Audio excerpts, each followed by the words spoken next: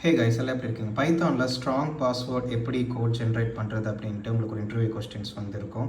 இதுக்கான பதில் தான் அது. Random string. ரேண்டம் என்ன பண்ணுறோன்னா கேரக்டர்ஸ் வந்து சூஸ் பண்ணுறோம் ரேண்டமாக.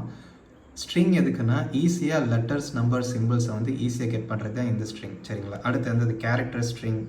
இந்த கோட் எதுக்குன்னு பார்த்தீங்கன்னா நம்ம வந்து இது வந்து ஒரு காம்பினேஷன் மெத்தட். எல்லா லெட்டர்ஸையும், அதாவது ASCII லெட்டர்ஸ், அதாவது இந்த alphabetic A to Z, small letter A to Z. சரிங்களா? அப்புறம் எல்லா டிஜிட் 0லேருந்து 9, அப்புறம் எல்லா பஞ்சுவேஷன்ஸ், அதாவது சிம்பிள்ஸ் பார்த்தீங்கன்னா asterisk, at symbol, exclamatory, dollar symbol, இது எல்லாமே உங்களுக்கு ஜென்ரேட் பண்ணுது. நெக்ஸ்ட்டு என்ன போட்டிருக்குன்னு பார்த்தீங்கன்னா லென்த் இன்புட்னு போட்டிருக்காங்களே, இது என்ன பண்ணுன்னு பார்த்தீங்கன்னா யூசர்கிட்ட கேட்குறோம். அதாவது உங்கள் பாஸ்வேர்டு எத்தனை கேரக்டர்ஸாக இருக்கணும் அப்படின்னு. அதை வந்துட்டு லென்த்தில் நம்ம சேவ் பண்ணுறோம்.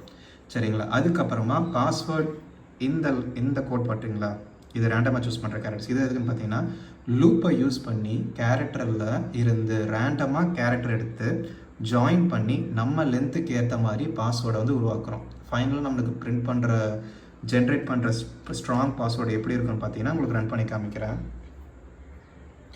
உங்களுக்கு இங்கே ரன் பண்ணால் உங்களுக்கு எத்தனை என்டர் த பாஸ்வேர்டு லென்த்துன்னு வருது. இங்கேனா உங்களுக்கு வந்து நான் 20 போடுறேன். அப்போது 20 கேரக்டர் வந்து உங்களுக்கு இங்கே ஜென்ரேட் ஆகும் பாஸ்வேர்டு.